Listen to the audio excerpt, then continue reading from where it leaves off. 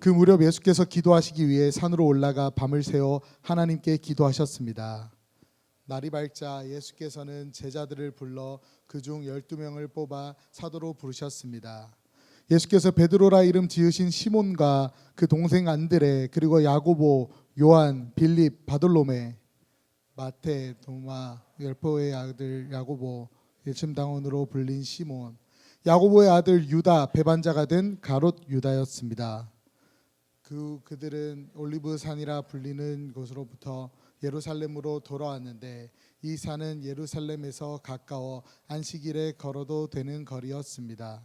그들은 예루살렘 안으로 들어와서 자기들이 묵고 있던 다락방으로 올라갔습니다. 거기 있던 사람들은 베드로, 요한, 야고보, 안드레, 빌립, 도마, 바돌로메, 마태, 알페오의 아들 야고보, 열심당원 시몬, 그리고 야고보의 아들 유다였습니다. 그들은 모두 그곳에 모인 여자들과 예수의 어머니 마리아와 예수의 동생들과 함께 한 마음으로 기도에 전념하고 있었습니다. 아멘. 사람은 누구에게나 다 과거가 있습니다. 그 과거는 부끄러운 과거일 수도 있고요, 또 화려한 과거일 수도 있습니다. 여러분에게는 어떠한 과거가 있나요? 여러분에게는 남들에게 자랑하고 싶은 과거가 있습니까? 아니면 남들에게 숨기고 싶은 과거가 있습니까? 최근 많은 사랑을 받고 있는 영화가 있죠. 바로 왕과 사는 남자입니다. 이미 이 영화는 1000만 관객을 돌파했고 이제 곧 1200만을 향하고 있다라는 이야기가 있습니다. 이 영화는 단종에 대한 이야기인데요, 단종 역할을 맡은 배우는 바로 박지훈입니다. 그런데 이 배우에게도 흥미로운 배경이 있습니다. 흥미로운 과거가 있는데요, 그것은 바로 무엇이냐면 그는 2006년에 주몽이라는 드라마로 이제 아역 배우로 데뷔했습니다. 그리고 나서 2017년 오디션 프로그램인 프로듀스 2기에 지원을 해서 또 아이돌 그룹 워너원으로 데뷔했던 가수이기도 합니다. 그래서 푸듀 윙크남이라는 별명도 갖고 있던 아이돌이었죠. 그래서 이 배우 박지훈이라는 그 이름에는 아이돌이라는 이미지가 강하게 붙어 있었습니다. 그런데 그는 이제 단종을 연기한 배우로, 그리고 1000만 배우로 자리 잡게 된 것이죠. 우리가 오늘 함께 읽은 이 성경에도요, 그 과거가 자신의 이름 앞에 붙어있는 한 사람이 등장합니다. 바로 열심당원 시몬입니다. 성경은 그를 단순히 시몬이라 부르지 않습니다. 항상 이렇게 소개합니다. 열심당원 시몬. 왜 그렇게 소개하는 걸까요? 왜 그의 이름을 열심당원 시몬이라고 부르는 것일까요? 먼저 첫 번째 이유는요, 그 시몬이라는 이름이 당시에 너무 흔한 이름이었기 때문입니다. 그래서 다른 시몬과 구별하기 위해 그의 특징을 그의 이름 앞에 붙여서 부른 것이죠.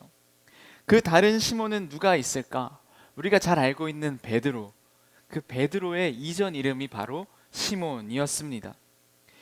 그 시몬 베드로가 예수님을 만나고 새로운 이름을 얻게 된 것이죠. 여러분, 이 열심당원 시몬도요, 예수님을 만났습니다. 예수님의 제자였어요. 그런데 그의 이름은 변하지 않았습니다. 분명 그의 인생은 이전과는 다른 인생이었을 겁니다. 그러나 그의 이름 앞에는 열심당원이라는 그 이름이 계속해서 그대로 남아 있었습니다. 왜 성경은 예수님의 제자가 된 이후에도 계속해서 그의 이름 앞에 열심당원이라는 과거를 남겨두고 있는 것일까요? 그의 인생이 변하지 않아서였을까? 예수님을 만나고 그의 인생은 제자로 변화됐죠. 그러나 성경은 그 시몬의 과거를 숨기지 않고 그대로 기록함으로 우리에게 한 가지 사실을 보여주고 있습니다. 예수님은 과거가 없는 사람을 제자로 부르는 것이 아니라 분명한 과거가 있는 그 사람도 제자로 부르셨다라는 사실입니다. 시몬에게 있어서 열심당원이라는 것은요, 그의 과거나 단순한 이력을 나타내는 것이 아니라 그의 삶 전체를 나타낼 정도의 강력한 정체성이었습니다. 그래서 이 열심당원이라는 말은 그냥 열정적인 사람이라는 뜻이 아니었습니다. 당시 로마 제국의 지배로부터 저항하고 또 유대 민족의 독립을 위해서 열심히 치열하게 싸우던 민족주의자였고 또 정치 운동가들을 가리키는 말이 바로 열심당원이었습니다. 그들에게는 분명한 열심이 있었어요. 민족을 사랑하는 마음이 있었고 나라를 회복해야 한다라는 그런 간절함도 있었습니다. 그러나 그 열심당의 문제는 무엇이었냐? 그 열심의 방향과 방법이 문제였습니다.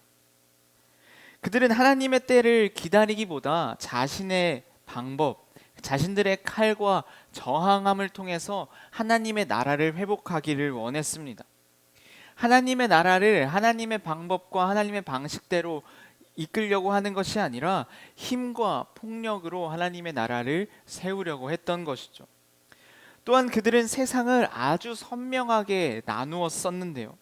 우리의 편과 적, 그리고 옳은 사람과 틀린 사람, 그리고 내가 받아들일 수 있는 사람과 제거해야 되는 사람으로 나누며 살았습니다. 그러니 이 열심당 시몬은요, 단순히 성격이 뜨거웠던 사람이 아니라 강한 성격, 그리고 강한 열심을 갖고 살아가던 사람이었다라는 것이죠. 예수님은 제자들을 부르실 때 이 시몬을 보시며 너는 열심당원이니까 안 되겠다. 너는 칼과 그 저항으로 하나님의 나라를 세우려고 하니까 안 되겠다. 내 방식이 너무 굳어져 있고 너는 너무나 편향적인 사람이다 라고 하지 않으셨습니다. 오히려 예수님께서는 그런 시몬조차 제자로 불러주신 것이죠. 사랑하는 여러분, 이것이 우리에게는 복음입니다. 사람은 우리의 과거를 보고 우리를 판단합니다. 우리의 실수와 우리의 이력과 우리의 배경으로 우리를 판단합니다. 쟤는 원래 그런 사람이잖아. 쟤는 원래 그런 애잖아. 쟤는 그런 과거가 있는 애잖아 라고 말이죠. 그렇게 사람들은 우리를 자꾸 과거 속에 우리를 가두고 그렇게 우리를 규정하려고 합니다. 그런데 예수님은요, 우리의 과거를 모르셔서 우리를 부르는 것이 아니라 다 알면서도 우리를 불러주십니다. 예수님께서는 시몬의 과거를 몰랐던 것이 아니라 그가 열심당이었다라는 사실을 몰랐던 것이 아니라 그의 열심과 그의 방식과 그의 내면의 거침을 다 알고 계셨습니다. 그럼에도 그를 제자로 불러주셨던 것이죠. 예수님께서는 왜 그를 제자로 불러주셨을까? 그렇게 거칠고 그렇게 강하고 자기의 생각이 강했던 사람을 왜 제자로 불러주셨던 것일까? 왜냐하면 예수님은 그 사람의 과거보다 그 사람 안에 이루실 하나님의 미래를 보고 계셨기 때문입니다. 우리가 함께 알고 있는 이 성경에도 그런 인물이 나오는데요. 바로 모세입니다. 모세는 어떤 사람입니까? 모세는 홍해를 갈랐던 사람, 이스라엘 백성들을 이집트에서 탈출시켰던 사람, 그러한 모세에게도 과거가 있었습니다. 모세는 한때 자기의 열심으로 자기 민족을 구해보려 했어요. 자신의 민족이 그 이집트의 군인에게 해를 당하고 있자 그 사람을 가서 죽였습니다. 그의 열심은 결국 사람을 죽이는 결과로 이어졌고 모세는 광야로 도망치는 도망자가 되었습니다. 그의 과거는 어떻습니까? 실패한 과거, 감추고 싶은 과거, 스스로 그렇게 생각했을 것입니다. 나는 이제 끝났다. 나는 하나님께 쓰임받기 어렵겠다. 내 인생은 이제 여기서 멈춘 것만 같다. 그런데 하나님은요, 결코 그 모세를 버려두지 않으셨습니다. 그 모세를 혼자 두지 않으시고 불타는 떨기나무 아래서 다시 한번 그 모세를 불러주셨습니다. 하나님은 너는 사람을 죽인 적이 있으니 내가 너를 사용하지 않겠다 말씀하지 않으셨습니다. 너는 이미 실패했으니까 너는 끝이다 라고도 말씀하지 않으셨습니다. 하나님께서는 오히려 그 과거를 아심에도 불구하고 그를 부르셨습니다. 그리고 그를 다시 세워주셨습니다. 왜냐하면 하나님께서는 그 모세의 실패보다 하나님이 그를 통해 이루실 그 이스라엘을 구원하는 계획이 더 크셨기 때문입니다. 사랑하는 여러분, 모세도 그랬고요, 시몬도 그랬습니다. 하나님은 과거가 없는 사람을 쓰시는 것이 아니라 과거가 있는 사람을 새롭게 하셔서 하나님의 뜻을 이루시는 분이십니다.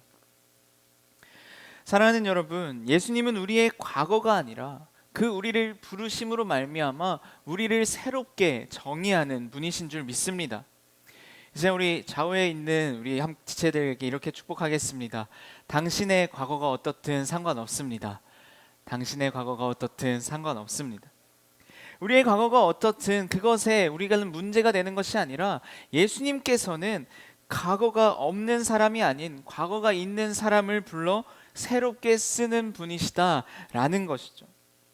열심당원 시몬은 계속해서 열심당원이라는 이름으로 불려졌습니다. 그러나 예수님 안에서 그는 더 이상 열심당원이 아니라 예수님의 제자가 되었습니다.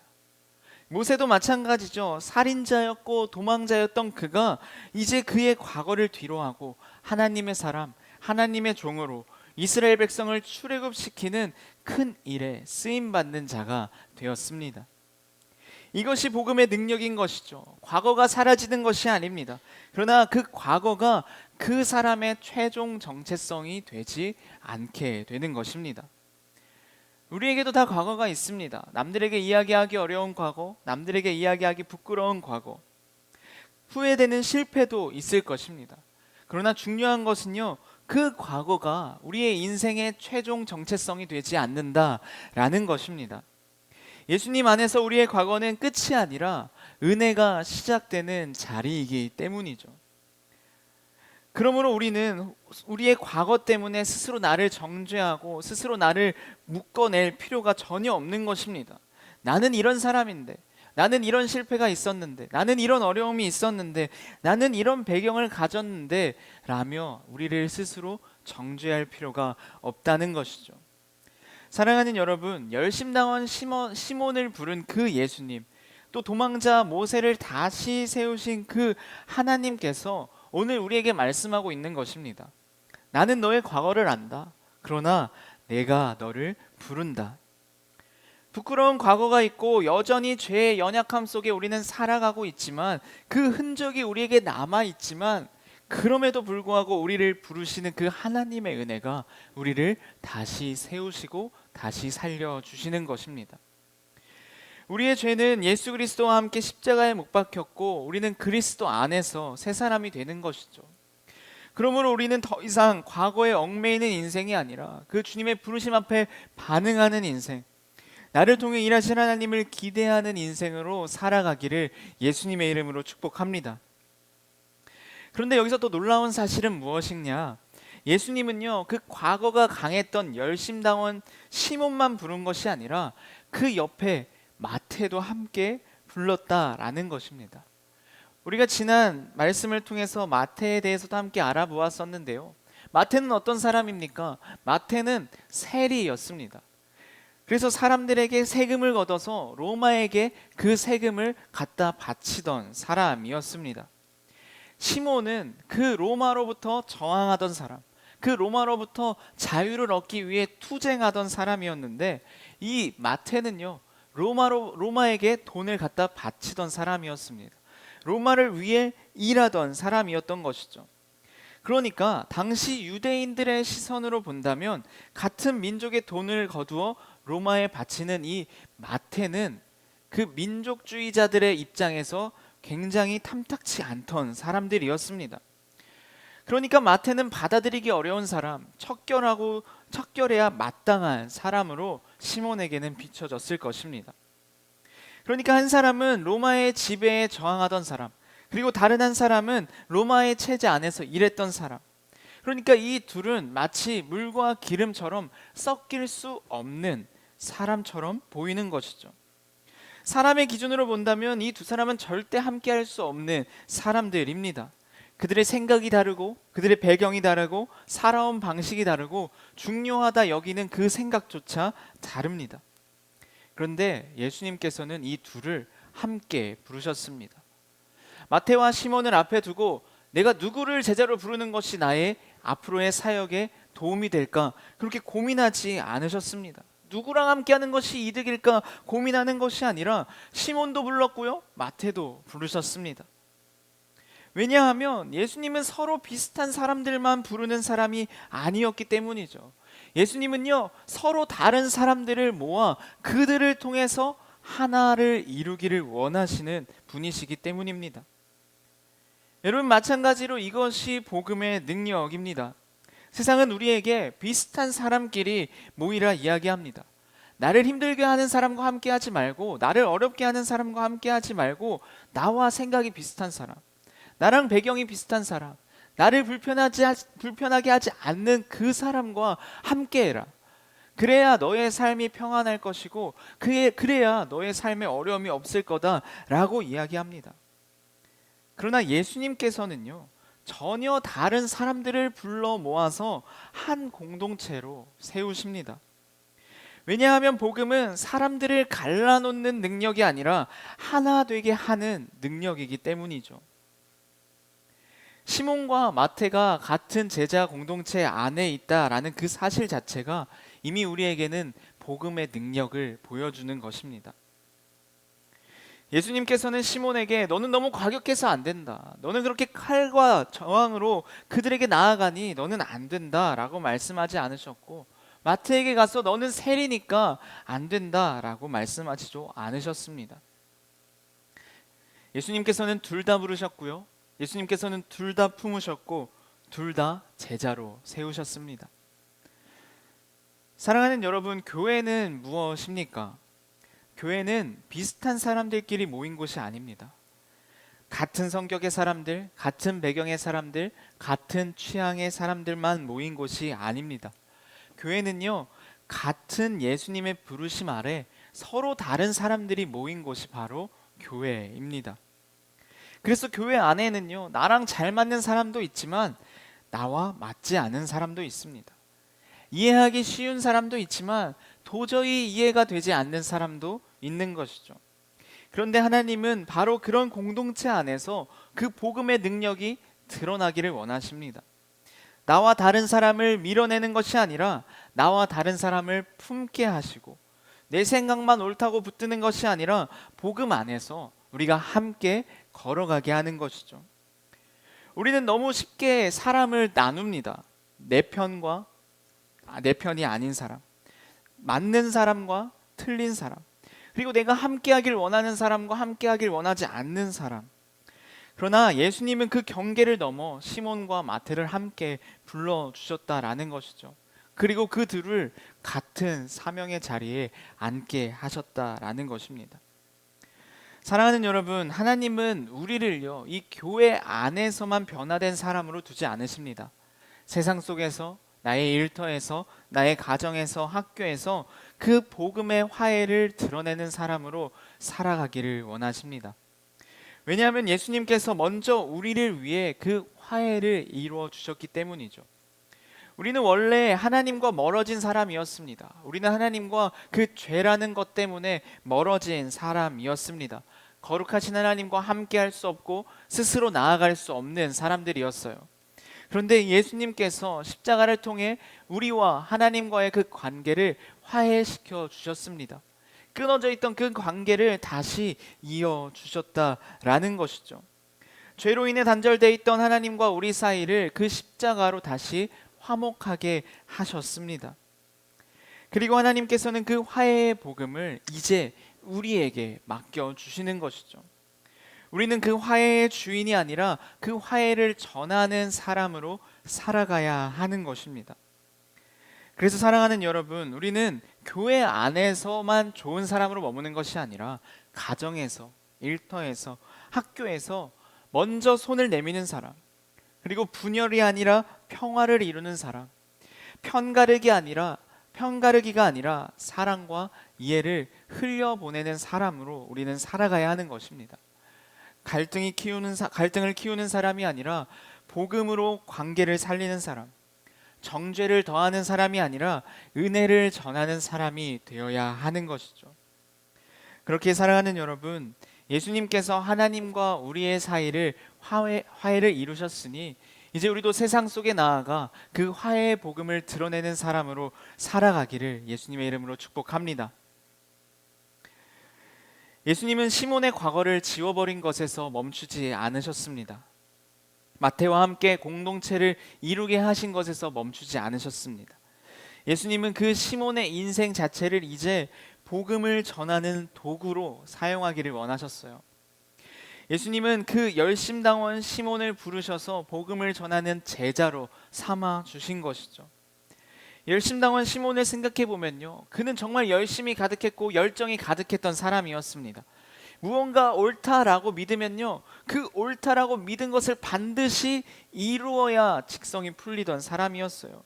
그래서 그것을 위해 칼을 뽑아 들고 앞으로 전진했던 사람인 것이죠. 유대민족을 사랑하는 마음, 그 억압받는 우리나라를 다시 회복시켜야 한다는 그 열망과 또 자신이 생각하는 정의가 이 땅 가운데 세워져야 한다는 그 자기의 생각이 그를 그 자리까지 나아가게 한 것입니다.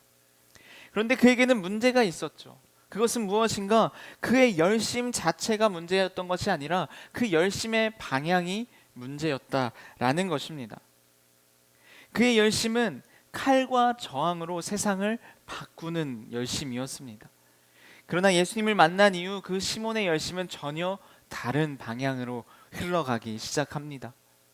칼과 저항으로 세상을 바꾸려던 그 열심이 이제는 복음을 위해 살아가는 열심이 되었습니다. 사랑하는 여러분, 예수님은요, 그 시몬의 열심을 없애버리지 않으셨습니다. 그 열심의 방향을 바꿔 주셨던 것이죠. 우리는 이 모습을 성경에서 또 다른 인물을 떠올리게 되는데요, 바로 사도 바울입니다. 바울도 정말 열심히 가득했던 사람이었습니다. 그래서 그는 하나님을 믿는 열심이 너무 강해서 어디 예수를 믿는가 하는 그 마음에 예수 믿는 사람들을 박해했고 그들을 죽이기까지 했습니다. 교회를 무너뜨리려 했고 그 일을 위해 너무나 최선을 다했습니다. 누구보다 열심히 살았던 것이죠.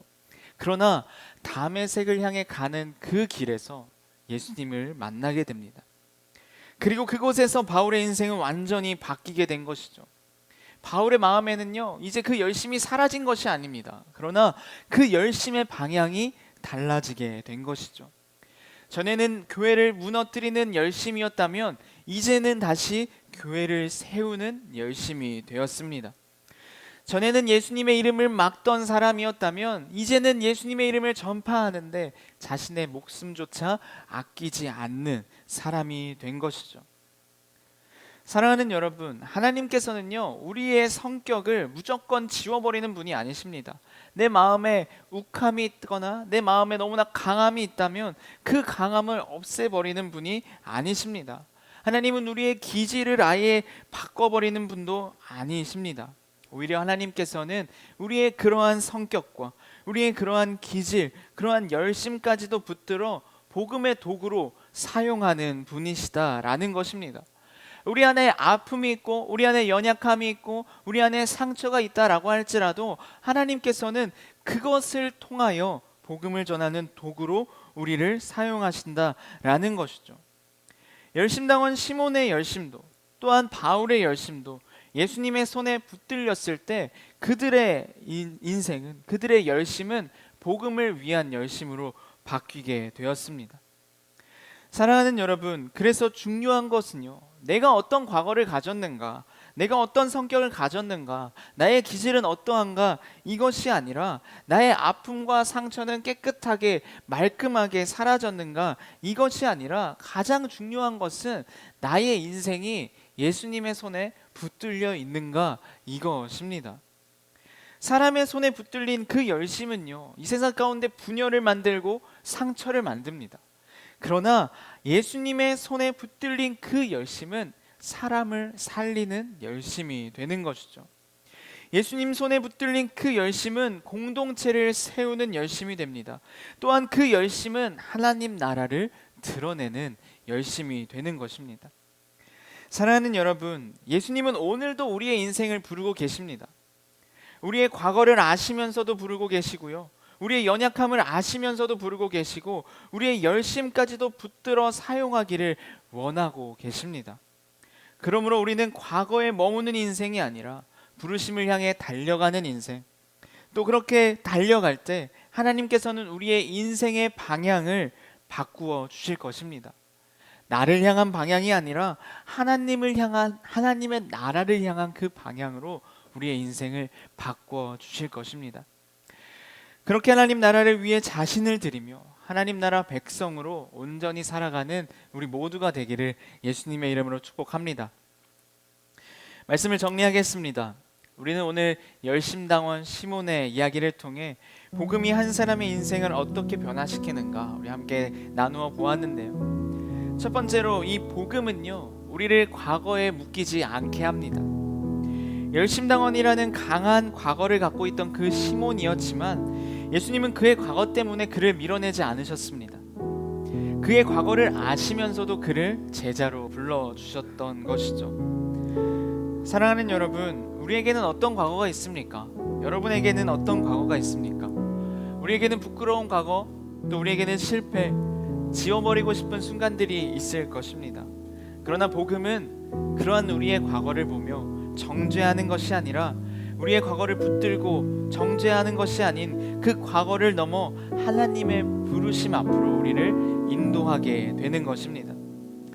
두 번째로 복음은 서로 다른 사람을 하나 되게 합니다. 복음은 사람을 갈라놓는 것이 아니라 우리를 하나 되게 하는 능력인 것이죠. 열심당원 시몬과 세리 마태는 함께 할 수 없는 사람이었습니다. 그러나 예수님은 그 둘을 같은 제자 공동체 안에 두셨던 것이죠. 왜냐하면 복음은 사람을 갈라놓는 힘이 아니라 하나 되게 하는 능력이기 때문입니다. 그래서 우리 교회는 비슷한 사람들끼리 모인 곳이 아니라 예수님이 부르신 곳에 부르심 아래 서로 다른 사람들이 함께 하는 공동체입니다. 그렇게 우리는 관계를 끊는 사람이 아닌 그 복음으로 이 세상 가운데 관계를 살리는 사람이 되어야 하는 것이죠. 마지막으로 복음은 우리의 열심의 방향을 바꾸어 줍니다. 시몬에게도 열심이 있었고 바울에게도 열심이 있었습니다. 문제는 열심이 아니라 방향이 잘못되었었던 것이죠. 예수님을 만나기 전에는 그 열심이 사람을 향하고 세상을 향해서 그 세상 가운데 분열과 상처를 만들어냈지만 그들의 인생이 예수님의 손에 붙들린 인생이 되었을 때 그 열심은 하나님 나라를 향하게 되었습니다. 나의 인생이 어떤 과거를 갖고 있는 사람인가, 그것이 중요한 것이 아니라 나의 인생이 지금 어디 누구의 손에 붙들린 인생인가, 그것이 중요한 것입니다. 예수님의 손에 붙들린 인생은 더 이상 과거에 머무는 인생이 아니라 부르심을 향해 달려가는 인생이 됩니다. 사랑하는 여러분, 예수님은 오늘도 우리의 과거를 알고 계시지만 그럼에도 불구하고 우리에게 찾아와 우리를 부르십니다. 그리고 우리를 통해 복음의 화해가 드러나길 원하시고 또 우리의 열심이 하나님의 나라를 위해 사용되기를 원하십니다. 그러므로 이제 우리는 과거에 머무는 인생이 아니라 주님을 따라가는 인생, 또 나를 부르시고 나를 새롭게 하시고 나를 통해서 하나님 나라를 위해 귀히 사용하실 그 하나님을 기대하는 우리가 되기를 예수님의 이름으로 축복합니다. 오늘도 우리를 부르시고 우리에게 새 일을 행하실 그 하나님께 영광과 감사의 박수 올려드리겠습니다.